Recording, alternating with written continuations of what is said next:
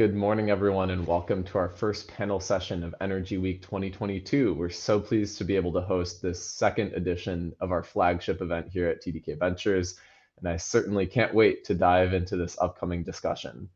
As a quick refresher, TDK Ventures is the venture capital arm of Japanese electronics giant TDK Corporation, and we're hosting this next few days of programming to really highlight diverse discussions about the innovations needed to fight climate change and push us forward in the energy transition. I even heard from Aruna in today's panel that one of her friends has some high school students joining the session and they're listening in now, so it's truly a diverse group. I want to say a huge thanks to Nicola and Megan Sharp for joining us in the prior spotlight session. I know the conversation was excellent, and hopefully we'll pick up some of those topics about how to scale technologies for energy transition in this session here today. As a quick note, my name is Mark Boucher. I'm an associate here with the TDK Ventures team working on our investments in the energy and health tech sectors. I'll be moderating today's panel session with a number of truly high energy guests. We'll have Professor Yetming Chang, Aruna Ramkrishnan, Marty Neese, and Clay Kolster. This panel is pretty star-studded, but I'll do my best to keep the intro succinct. So if we could bring Yetming up. Yetming is a Kyocera Professor of Materials Science and Engineering at MIT, the Massachusetts Institute of Technology, where he's been a faculty for a number of years now, focusing on the intersection of advanced materials and clean energy. He's founded more than one company you've probably heard of about in this space, including Form Energy, A123 Batteries, and 24M Technologies, just to name a few. Few people have been so deeply embedded in the commercialization of novel technologies for the energy transition as Yetming, and we're honored to have him here today. Thank you, Mark. Great to be here. Great. And now we'll have Aruna come up on stage. Aruna is also a veteran of the energy sector with a long career of leading R&D across names that are well known in this space, ExxonMobil and Linde among them, touching on technologies such as biofuels and carbon capture. She holds a number of patents in the sustainable materials and processes space, and her most recent venture is as CTO and co-founder of Copernic Catalysts, a startup on a mission to decarbonize industrial chemicals. Thanks so much for joining us, Aruna. Thanks, Mark. It's a pleasure to be here. Great. And now we'll welcome Marty to the stage. Marty is the CEO of Vertigy, a green hydrogen electrolysis startup based out of Moss Landing, California. Continuing the trend on this panel, Marty has had an exceptional career in the tech and renewable space, notably as COO of SunPower for almost a decade, and in leadership roles at Flex and Velodyne. He also sits on the board of Ballard Power, another leader in the hydrogen fuel cell sector. Really glad to have you here, Marty. Thanks, Mark. Glad to be here as well. Definitely. And last but certainly not least, we're going to close out this group of exceptional panelists by welcoming Clea to the stage. Clea is a partner and head of science at Lower Carbon Capital, one of the leading climate tech venture funds. Clea has a deep perspective on many of the technologies needed to address climate change thanks to her time at Veolia in the UK, researching carbon capture at Stanford, and a PhD from Imperial College in London. She's done investment work in Africa around clean cooking and has done technical resource policy planning at the energy consultancy firm E3. Clea's passion for climate is clear, and I'm so glad we get to have her here and have her perspective on today's panel. Now I think we'll have everyone on stage. Excellent. So for everyone in the audience and for all of our panelists, a quick reminder that this panel will last for about 45 minutes, and then we'll have the last 15 minutes or so reserved for audience questions. So for everyone in the audience, that means you can use both the chat and Q&A function on the right-hand side of your screen to get interactive with today's session. So for everyone on the panel, I'm going to start with a softball question today. All of you, I think, have had a long enough lens, unlike myself, to perhaps feel like we've seen the hype cycle around hydrogen and green fuels happen once before. So I think the one question I want to kick off today with is what's different now about the clean hydrogen, clean chemical sector? I'll hand this one off to Yetming. Thank you, Mark. So in a way, I'm crashing this party because I have not historically worked on either hydrogen or chemicals production. But something that we're doing at MIT under a program called the MIT Climate Grand Challenges is a project which goes by the title Center for Electrification and Decarbonization of Industry. And this is where I've started to learn a little bit more about, for example, electrochemical routes to chemicals like ammonia and ethylene. At this center we have, It's a 5-year project. It will be funded at about a $25 million level over those 5 years.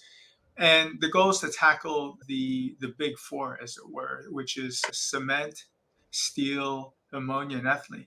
Let me maybe say a little bit about what the approach is here. I have colleagues who are actually much more expert in the chemicals production area. What we do want to emphasize in this project is that increasingly we have to ask the question, if it works, will it scale? We have to ask that question at the very beginning. This is a different approach than certainly many researchers have taken in the past, focused on will it work, right? But will it scale is really a question. So I'll give you an example of this. One of the areas that's been of interest to me for a long time is using solid state electrochemistry. Not only PEM type membranes, but ceramic membranes. Right? And I want to note that TDK as a company has a long history in this area. Much earlier in my career, I worked with TDK on, for example, magnetic ceramics and then solid state ionics. And so this is squarely in TDK's house historically. Think of an electrode assembly, which is based on a ceramic membrane, which will require, therefore, higher temperatures. For instance, for ethylene production, historically, it's been a thermal process. You crack higher hydrocarbons like naphtha. Increasingly, people are looking at processes such as oxidative coupling of methane. You take CH4, react with oxygen, produce water, which then becomes a precursor to polyethylene. So you can use a solid state electrochemical process for that, which is an oxygen conductor. And what that would allow you to do is to basically dose the oxygen. Allow you to lower the temperature, number one, but also allow you to dose the oxygen and thereby control the reactivity and the selectivity and the yield of the process. You have that electrochemical knob. But if it works, the question would be, can that scale? So one of the things that we're looking at right now is if you think of solid oxide fuel cells and assemblies based on that kind of construction, today the worldwide production of that type of device might amount to a few gigawatts. To really have an impact, we need to get to at least a few terawatts of capacity. And that doesn't exist today. Who will it be that scales solid state electrochemical devices of this type to terawatt hour scale? I think that's a really fair point, and maybe the kind of associated question for the rest of the panel is, in the previous incarnation of clean tech, were there simply technologies that didn't achieve scale? Was that one of the bottlenecks? And I think maybe Marty and Aruna can speak to that one. I'll just build a little bit on your first question around what's different this time. So one of the things I think about is we've got now north of 400 gigawatts of announced projects and hundreds of billions of dollars of stimulus in geographies around the world. And then private enterprise that also has announced hundreds of billions of dollars of stimulus. So you've got just an overwhelming backdrop of demand. And then you've got enabling factors like policy and technology. For example, solar and wind are racing down the cost curves. So you've got this intersection of forces that makes for a really great set of tailwinds to get hydrogen moving at scale. So then the question of scale is a different one altogether. Do you have the right technology platform for scale at the product level? And do you have the right approach to scaling that product from let's call it a capacity per megawatt or per gigawatt? What does that CapEx per gigawatt cost as you look out into the future? Those are kind of the conundrums that need to be solved really, really rapidly, technically and commercially at the same time. Hmm. Hmm. I think that product question, not just technology, but actually going from tech to a full product that actually matches the industry standards and industry needs, is a really interesting topic we'll touch on in a little bit as well. But I think those are two really great perspectives. Thanks, Hemming. Thanks, Marty. I don't know, Aruna, Clea, do you have anything to add? One quick add there, because in my previous life at ExxonMobil, I served as planner to the global VP of research, and I really got to see how things worked at the decision making level. And we interacted with different national labs, academic institutions, other private corporations, startups, investors. And what I've seen is that it's the level of awareness and the willingness to act around climate and climate tech has increased exponentially, nowhere comparable to where it was a decade back.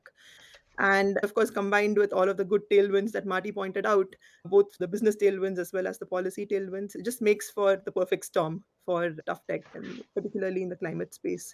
The second point I want to make is that the cost of renewables has plummeted since last time, like significantly. And particularly for technologies like hydrogen, that's a game changer. So now we can really think about making things cost competitive at scale in a way that was not imaginable earlier. Mhm. I think the willingness to act is definitely a key component here, and hopefully definitely part of the perfect storm.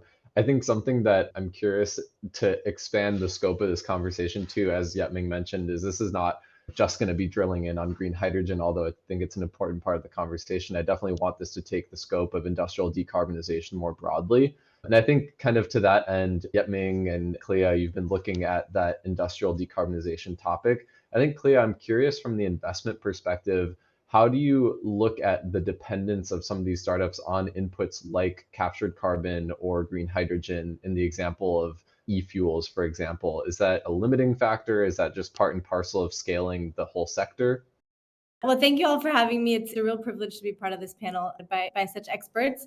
So to follow on to that question, I'll start out by saying it's no surprise what lower carbon focuses on. We're ultimately looking to reduce overall carbon emissions and remove CO2 from the atmosphere.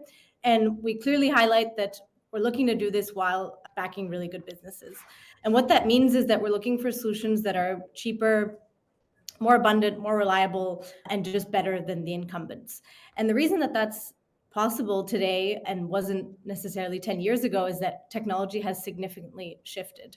And as the other panelists have pointed out, renewable electricity costs have gone down at a faster pace than anybody anticipated. If any energy nerds in the audience follow the NREL annual technology baseline, they'll find that every year they're adjusting for the projections of the prior year because technology costs just keep going down at a faster pace. And a lot of that is also enabled by the fact that computational costs are going down according to Moore's law at an exponential pace, essentially. And similarly, synthetic biology and the cost of DNA sequencing is cheaper than it ever has been. And in fact, that cost decline is faster than Moore's law altogether.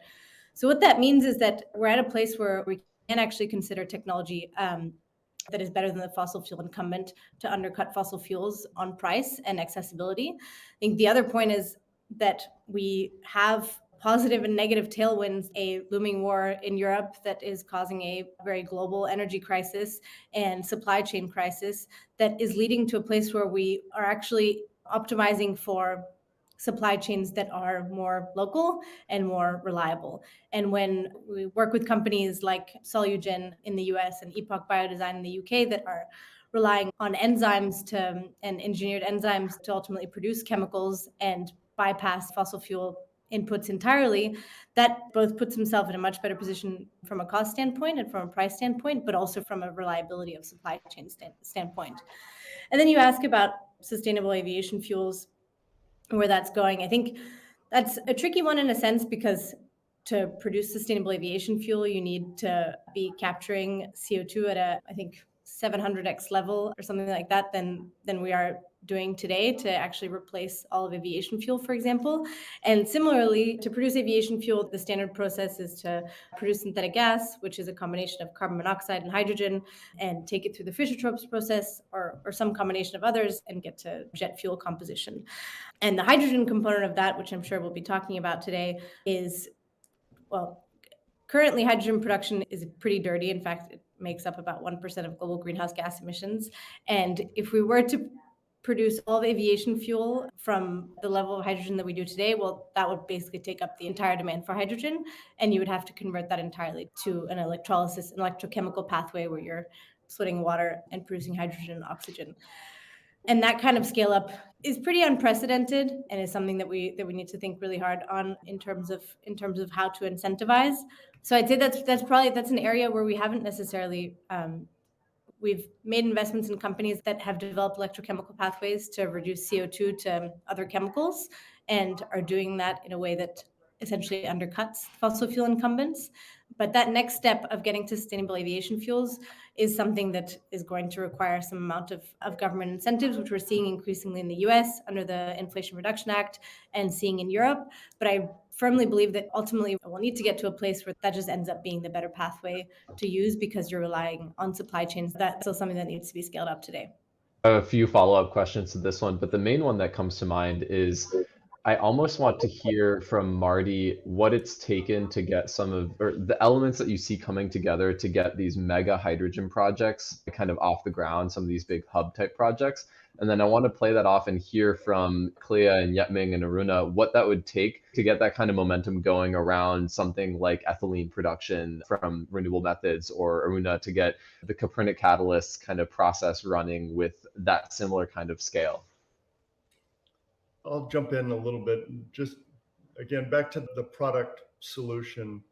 If you start with the notion that today's, let's just say, electrolyzer technologies are not sufficiently scalable and you have to do something different, what would you do? Well, the way we've approached the problem is say, what is the largest pixel size of electrochemical cell we can possibly technologically develop and run at scale? And then what's the most productive way to run that cell at scale?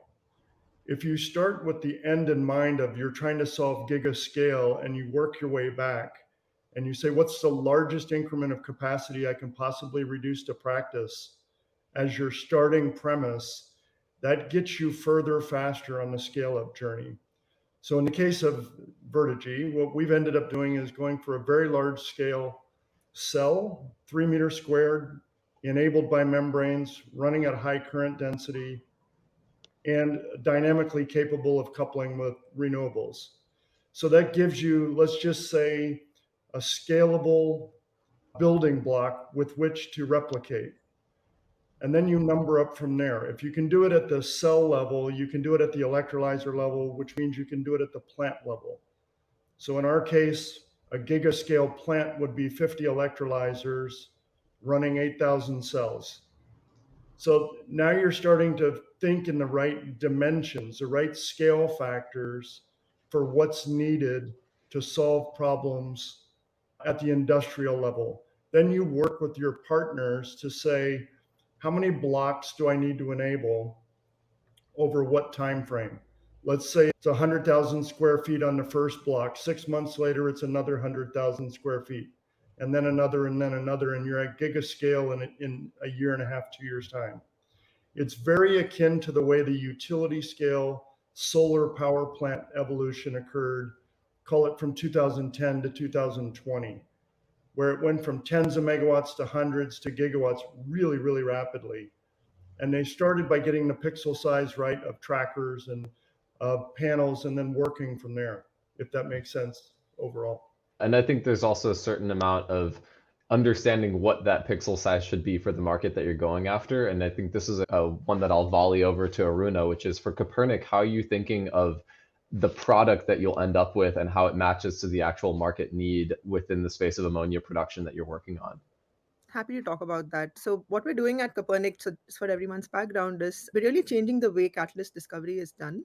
If you look at the way that catalysts are traditionally innovated upon in industry today, it's actually the same process that was followed a century back, which is heavy reliance on trial and error, testing of tens of thousands of materials in the lab until something clicks. And that whole Edison trial and error approach is very slow. It's something that it can be disrupted. And that's something that we're trying to disrupt by bringing in computational technologies, sophisticated tools like density functional theory to understand materials at the smallest scales, combining that with AI and ML algorithms to make sure that we harvest the tons of data that are available already in the catalyst world and develop intelligent paradigms to design catalysts rather than go about it in this completely blind trial and error based approach. And we plan to develop this platform for catalyst design and apply it to a number of chemicals that have a really large CO2 footprint in the chemicals today. And that's on the order of gigatons of carbon per year. The first chemical that we are targeting is ammonia, because today ammonia production releases almost half a gigaton of CO2 into the atmosphere, which is most of it is for fertilizers today, and that's about 1% of global emissions. And looking to the future, it's really another 3% of global emissions in the form of shipping fuel, because the shipping industry is again under heavy pressure to decarbonize. 3% of global emissions come from ships today. So in that sense, ammonia is a really versatile molecule, which can both serve as an energy carrier, which it has high energy density, easy to liquefy, transport. It's a very interesting energy carrier, especially for hydrogen, which is relatively more difficult to transport. And we're thinking of all scales. When you think about product market fit, like I said, today ammonia is produced at really large scales by large ammonia operators on on the scale of thousands of tons per day. And so at Copernic, we are looking at thermochemical pathways, which is what the industry runs on today. They use heterogeneous catalysis, which is the workhouse for production of most chemicals in the industry today. And it scales volumetrically. What that means is that you can scale up a thermochemical reactor simply by volume rather than having to number up. And that gives you economies of scale, which means every unit of chemical that you can make cheaper and cheaper. We're trying to be as compatible with the industry as it stands today, rather than completely disrupting the industry in terms of bringing in brand new infrastructure or very esoteric methods of making chemicals.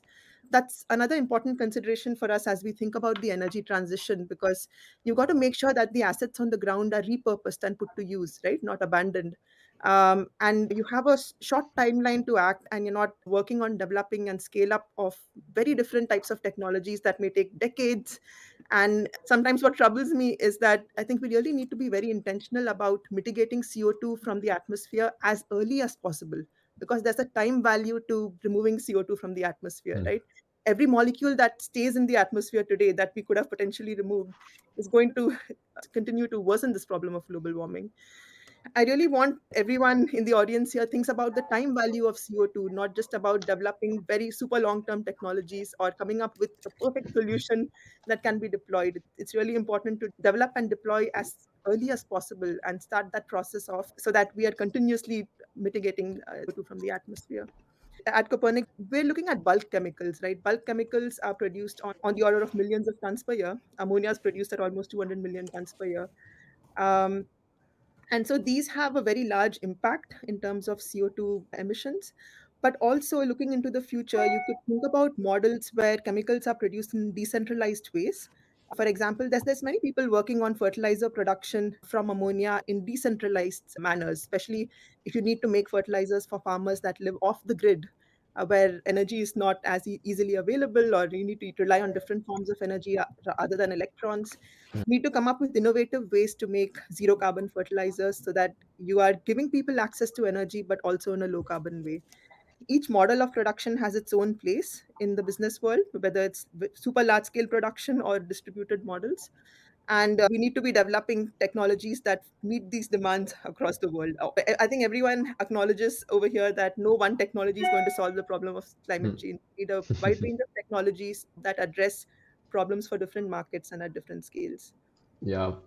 I think those are a bunch of really good points. I was taking some notes. I think we touched on what Clea mentioned around the value of compute in solving the industrial decarbonization problem. And I'm almost wondering, Yetming, if you'd be able to speak to how you're leveraging kind of the power of new computational methods to develop maybe something that's a little bit orthogonal to Aruna's perspective on scaling improvements to tech that we already have versus developing brand new things. But I think that the nexus of better computing power is something that helps both of these approaches, right?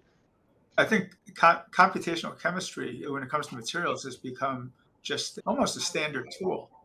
For someone like myself who primarily does experiments, what it does is to narrow down well in advance the number of experiments you have to do. You can target your experiments, do things more selectively. There are a lot of fields to which these modern tools have not been applied nearly as much as they could be. Because I worked in batteries for so many years, the computational design of everything from cathode actives and anode actives to electrolytes has been going on for a long time. We're very familiar with using these tools. I'll point out, for example, in the area of nuclear materials. Now, that area was ignored and, Hmm. and for decades, right? And at the same time that the materials actually, have many commonalities with battery materials, the same tools were just not applied to that. For instance, radiation hard materials for nuclear reactors.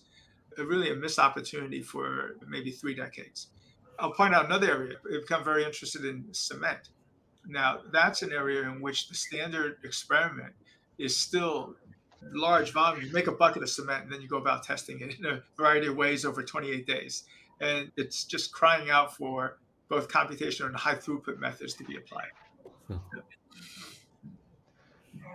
Totally fair. I think those are some valuable perspectives for sure. And I think something else I want to get onto here is the notion of decentralization, I think becomes really critical when we have disruptions to supply chain like we do today.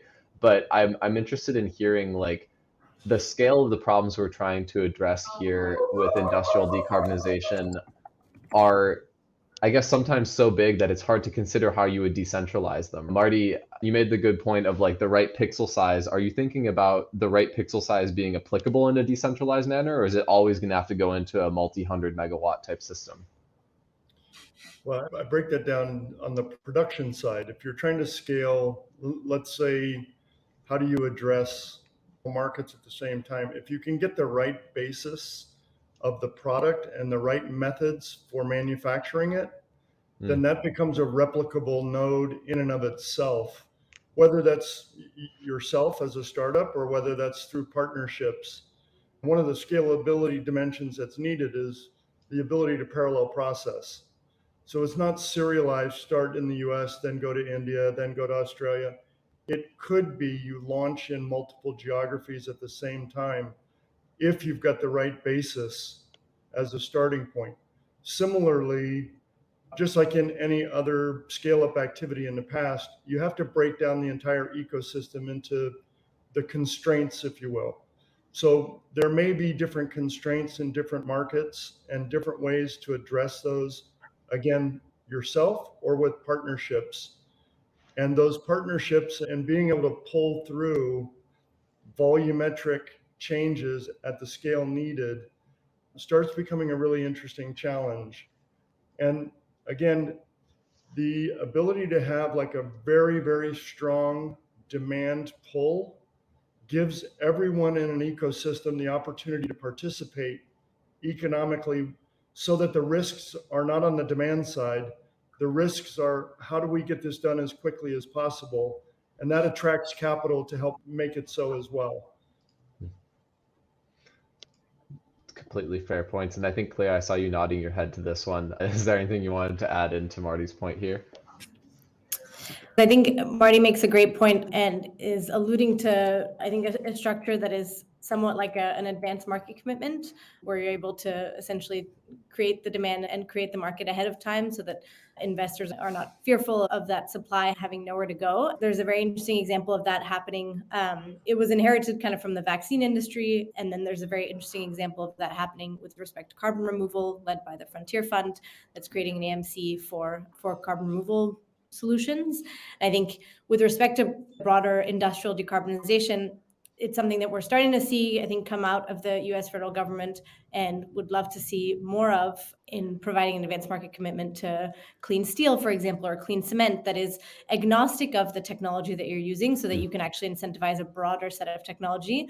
I think it sense that we'll probably talk about this a little bit deeper, but green hydrogen is an option for certain industries. The current industries in which hydrogen is being used are ones that need to be replaced in theory by green hydrogen or that you want to be decarbonizing.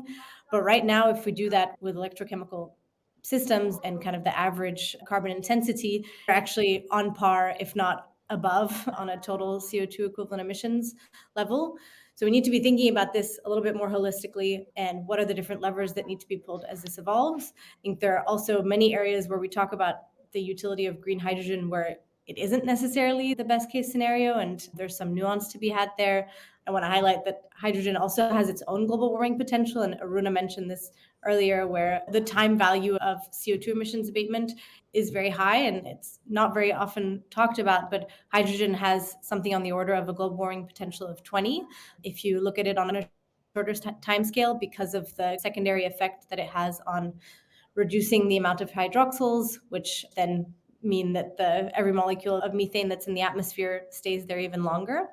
But then on a positive note, the decentralization aspect is really interesting, and the advent of both electrochemistry and synthetic biology and the availability of bioforges, as a company like Solugen has pioneered, where you have smaller systems that are set up at the point of use. That means, and These new technologies enable for this kind of scaling up and multiplication that we've seen with the solar PV industry and battery manufacturing industry, as opposed to the more traditional high temperature thermal systems where you really only get economies of scale when you're scaling out, and hence you have very high capex demands for the original thermal systems versus a new decentralized approach where you're able to actually demonstrate the functionality of new technology on a very small scale. And that also creates a whole flywheel of financeability, which means that you can actually see this thing work with just a few $1 million invested as opposed to $1 billion, and then further incentivize that, ideally access different types of financing as well. A really fascinating interplay between the types of systems that scale better at a more decentralized way, and then how those can get financed in maybe a more fluid manner. That's really fascinating. I think, Yetming, I see you raising your hand. I also had a question for you as well. So I'll let you tag on to that one, and then maybe I have a follow-up question. I just want to make the statement that when we look at technological solutions, that some scale down much better than others. So for instance, in storage, there's some storage technologies that do scale down well to the residential level, and then others you really only can deploy at a very large scale. And a lot of it has to do with energy density. There's a reason we have a lithium-ion battery in our cell phone and not pumped hydro. The lowest cost rechargeable battery chemistry we know of today is iron air. This is why Form is working on it, the iron air battery. And the natural building block there is something the size of let's say, a combined washer dryer unit. That's a natural building block size. You can make it smaller, you can make it bigger, but for manufacturing, that's probably the size you'll make it. Right? And that's already much, much bigger than the lithium ion cell, which is kind of like a phyllo dough of batteries, many, many thin layers. But you don't need to make it a lot bigger. Now, on a cost basis, maybe this is the question you're going to ask me, is related to hydrogen as a storage medium.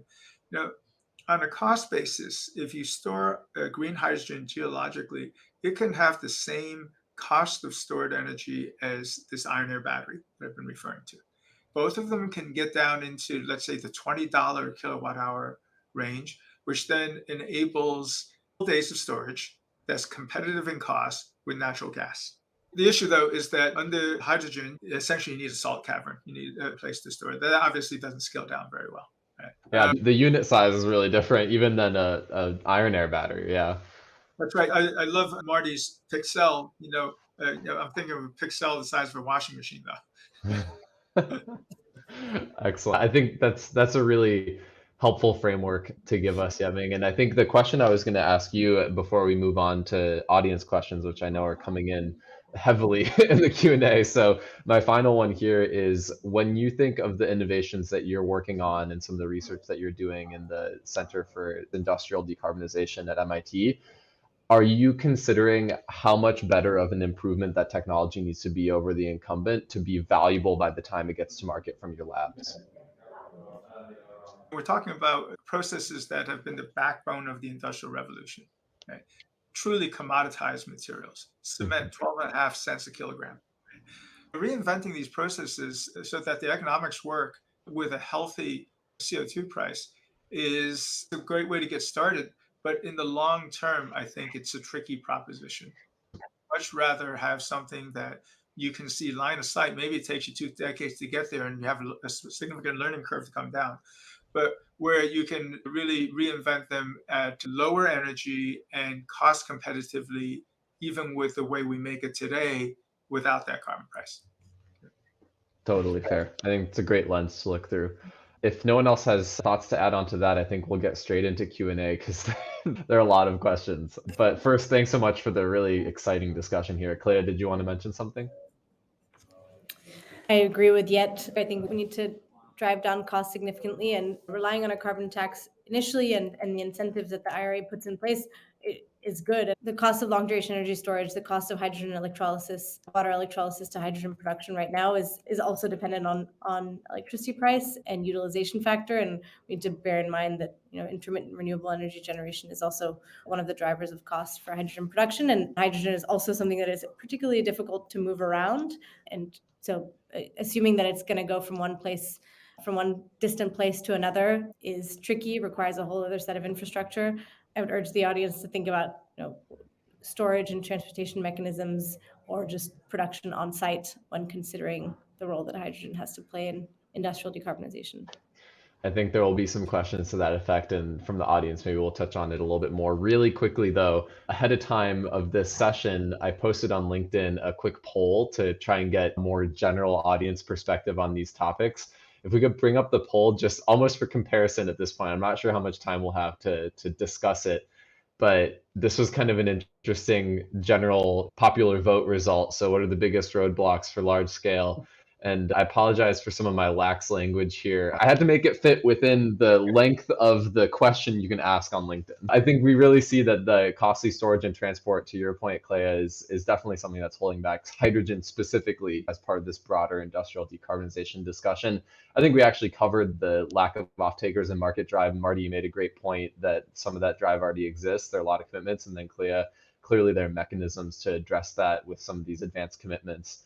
And then access to renewables. This was, I think, an undercurrent to our whole discussion. And the tech has to get better, and people like Ding or Marty, you're all working on that. I think gives a pretty balanced perspective. And I think maybe this gives us a sense that people, at least in my audience on LinkedIn, are aware of some of the issues and can maybe prioritize them pretty well. If it's not too much of a hassle, we'll skip directly from this into questions and the Q&A. So first question I actually think comes from our team, Gita. She mentioned that for hydrogen, the critical bottlenecks seem to be transportation and end use. How can this be enabled? And Clea, you touched on this, so maybe Marty, Aruna, Yetming, if we can get your perspective, that would be helpful.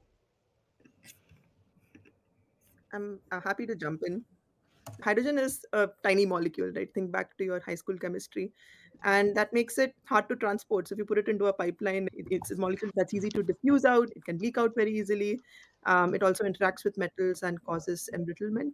So it's a challenging molecule to transport. It's also difficult to convert it from a gas to a liquid form, right? Because it takes a huge amount of energy to condense it. So the solution, if you really want to transport hydrogen over long distances, is to convert it to some sort of an energy dense form, preferably a liquefied form that can be easily a long distance transportation mechanisms. And people have proposed all kinds of solutions. I think the most popular ones are probably converting hydrogen to ammonia or converting it into methanol. The shipping industry actually has a mandate for decarbonization, and it's interested in both of these molecules as a potential zero carbon fuel. So there's two considerations here. Who is your consumer for the hydrogen? So for example, if your hydrogen is to be consumed on site itself, then you potentially can just generate it on site and then send it to your, say it's a biochemical plant or something like that, where that needs hydrogen for processing. Produce it on site, consume it on site. If you need to transport it over long distances, you really do have to convert it to a different form that is amenable to transportation. Hmm. And so that's basically some other chemical like ammonia. And the challenge here is to minimize the cost of conversion of hydrogen into that energy vector, and also to do it in as energy efficient a way as possible. Because the more that you transform energy from one form to the other, the farther you are away from the source of production of energy, the more you lose in that chain of transformation of energy. Right. So as far as possible, we need to use electrons as electrons. Right. So electrified transport, for example, is a no-brainer for automobiles and light-duty vehicles. And then you get into long-distance transportation and other applications where electrification is not possible, where you have to rely on e-fuels or other forms of energy. Appreciate the nuanced answer, Aruna. That was great. And I think we'll jump from that one. I just want to get through some of these questions Okay. if possible. I guess I just want to highlight, I think there's an undercurrent here that I think Aruna really laid out very well, but which is that hydrogen isn't necessarily the best solution for a lot of chemical decarbonization. I mean, where hydrogen is used today in ammonia production, refineries, a little bit food and beverage, and methanol production. But there are also many ways to use other things like microbial fertilizers that might actually displace the use of hydrogen entirely. And ideally, we're finding enzymatic or biological ways of producing the chemicals that we need in refining and might also displace some of that hydrogen use there. Yes, there are other ways for steel production, maybe on a large scale, where hydrogen reduction is a potential solution. There are also other ways of conceptualizing of steel production. I do just want to make sure we highlight that hydrogen in general isn't a holy grail for industrial or chemical decarbonization. It is a potential pathway, and there are great technological advances and solutions that are making that potentially more feasible. But we really need to consider a broader set of solutions, as well as all the disadvantages and challenges around moving that tiny little molecule before making big commitments. I think we can all appreciate that. And I think it probably gets to the notion of if we're all going to consider the energy transition with a really nuanced lens of all the technologies that need to come together to make it happen, it's really that hydrogen is just one of those elements to transition our whole world, our economy, all of our industrial processes away from fossil fuels. So I appreciate that, Clea. A question from Carl Perez: could advanced nuclear concepts running at high temperatures, so greater than 600, be a major commercialization catalyst? I will open this one to whoever wants to take it. I think I'll just jump in real quick. When we talk about hard to decarbonize sectors, and yet is probably the expert here, but we're talking about processes that require typically like over 900 C heat. They're the ones that are particularly challenging to decarbonize because there aren't that many solutions other than burning fossil fuels. There are a number of companies that are working, for example, on thermal heat storage. I call out one called Antora, for example, that has the potential to be able to serve that kind of high temperature demand. If we can adjust the way that nuclear fission power plants are built, and a lot of that has to do with the working fluid that you use, then yes, in theory, having greater than 600 C come from nuclear fission reactors is a good thing.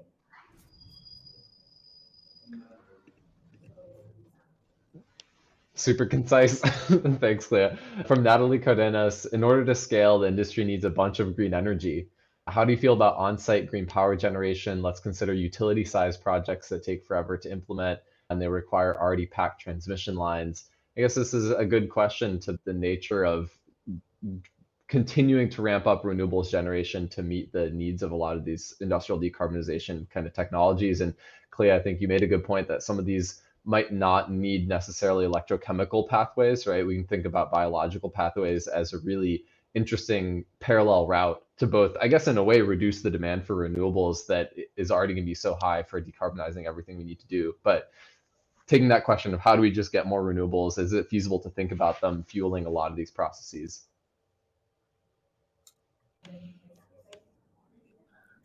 I think it's a question of power density. It's hard here in the Northeast to get even enough rooftop solar power to satisfy all my electricity needs. I couldn't, for instance, run a brewery at my house.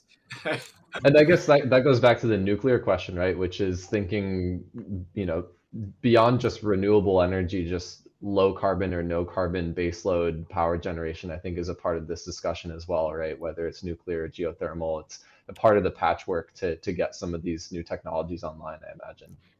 Absolutely. And I think we've all kind of made some version of this point, but we need to be a lot more efficient about the electrons that we move and also really collaborate on that. Europe is going through an energy crisis, and we have the potential to be generating solar power when there isn't wind in the UK North Sea, and yet we're not tying those two in. And we need to do that more. Similarly, distributed energy resources and being able to balance out the grid and leverage distributed energy resources and build them more. I think there's great innovation around pairing different demand and supply there. We need a significant amount of clean baseload energy. If you were to assume that all steel production or iron ore reduction were coming from green hydrogen, so hydrogen produced via electrolysis, you'd essentially need double total global electricity generation. And you see that stat like across all kind of electrification, many other electrification needs. That's something that we seriously need to consider, and not lightly, and need to work on both optimizing that as well as growing the supply of clean baseload energy like geothermal, like nuclear fission, like nuclear fusion potentially, and whatever other sources we come up with. Yeah, and I think Marty, you had a point to that as well. Yeah, maybe I'm a little bit different experience based, but watching solar in 10 years get to over 150 gigawatts of annual production, and wind, you're starting to see 250 gigawatts a year of new renewable additions. And that's going to continue to expand. From my perspective, you're going to need more things to couple with all that renewable, whether it's co-located or not. You might just think about what regions of the world have the abundance of wind or solar or both, and start there as a resource coupling exercise to do the most decarbonization possible in the shortest amount of time. And then we'll worry about the breweries in the Northeast and then other areas. But in the meantime, I'm still smarting from the crappy electrolyzer technology comment from the survey. No, you're solving that, Marty. I think you can rest confidently on the fact that Vertigy is approaching the problem. That's, I think, a really fair point. And maybe we have 1 minute left here, so I have to close the session out and with all my thank yous, because I think we owe everyone here a huge thank you. But what you just mentioned, Marty, about the correct pairing of technology to when we're using energy, I mean, it really gets to the point that industrial decarbonization, and this discussion has made me realize that it is much more of a comprehensive solution than just picking one tech approach and running with it, right? I think, Clea, you mentioned, like, if we just had better transmission, if we could just match peak demand and peak generation within different regions, or have more flexible loads that we could use to serve industrial demand and turn them up and down, like Marty is talking about, like, that becomes a much more holistic solution to the energy transition that we all need. So I think on that, I will give a huge thank you to Yetming, Aruna, Marty, and Clea for joining us. I hope you can hear the virtual applause in the background, because this was a session that I certainly did not want to end. I could probably go for another hour. Huge thank you to all of you. A note to the audience, we will be continuing Energy Week throughout the rest of this week. This was just one of our first panel of many that'll be continuing through this evening, starting at 5 p.m. Pacific time. You'll find this again tomorrow morning, tomorrow evening, Wednesday morning, Wednesday evening as well. So a bunch of really great discussions coming up. You can find all of that here on our Energy Week Central website. If you've registered, you should be registered to all the sessions as well. And again, a huge thank you to our panelists. You'll be finding me again live tomorrow morning with Rick Needham, who used to be with TPG Rise Fund and is now actually a Chief Commercialization Officer at Commonwealth Fusion Systems. So I'll be talking about fusion tomorrow. I'll be back on Wednesday with Jigar Shah as well, the leader of the DOE LPO. So he'll talk to a lot of the scaling issues and how do we finance this. Anyhow, a lot more to come. Thank you, everybody. And please do join us for more sessions. Bye, everyone.